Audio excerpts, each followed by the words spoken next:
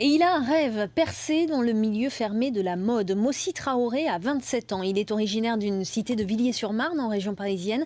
Et il y a quelques mois, le jeune homme s'est fait remarquer en organisant un défilé au crématorium du Père-Lachaise. Alors s'il manque de moyens, en tout cas, il a beaucoup d'audace. Yves Cointe a rencontré ce jeune créateur. 8 h du matin, la cité se réveille à peine.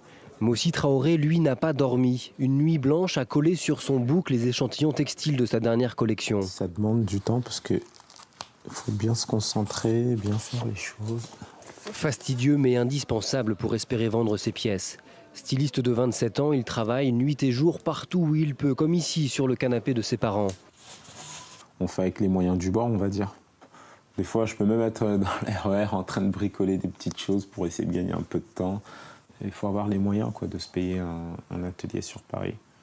Et pour l'instant, Mossi ne les a pas. Tout son argent passe dans la création, il ne se verse aucun salaire et vit toujours chez ses parents dans cette cité de Villiers-sur-Marne, loin du cœur de la mode parisienne. Une force, assure-t-il. Le discours, ouais, je viens d'un quartier, j'ai moins de chance que les autres. Moi, je ne me reconnais pas dans ce discours.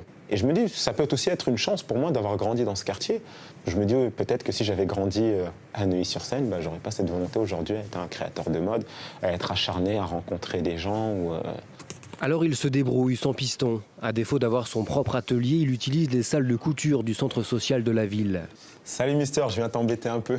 Et les bureaux sont même réquisitionnés pour stocker les tissus et les robes. Bon, je squatte un peu l'escale, comme d'hab.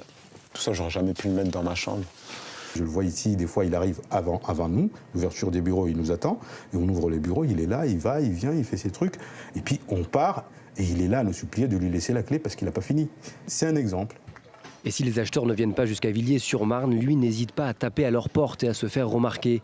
Mossi et son associé Zen Wei, ici à gauche, viennent de présenter leur collection Printemps-été 2013 en pleine avenue Montaigne à Paris, au pied des grandes enseignes. Et surtout, un défilé dans la rue, c'est gratuit. La seule chose qui est difficile à obtenir, c'est les autorisations. Quand tu n'as pas les moyens, ça te pousse à réfléchir encore plus, à te dire comment je vais faire merde. Et là, les idées les plus folles, elles jaillissent. Et l'audace commence à porter ses fruits. Ce fournisseur accepte par exemple de lui vendre de la dentelle à prix réduit, un pari sur l'avenir. Là, j'ai du noir et j'ai du grège, donc pareil. Quelque chose chez lui nous prouve que je pense qu'on le retrouvera. J'espère ne pas me tromper. Mais... En attendant, il doit déjà se concentrer sur la nouvelle collection, financer les prochaines pièces alors qu'aucune de la précédente n'a encore été vendue. Un rythme infernal, avoue-t-il, mais aucun doute, il ne se voit pas faire un autre métier. J'essaie d'imaginer le visuel final en photo.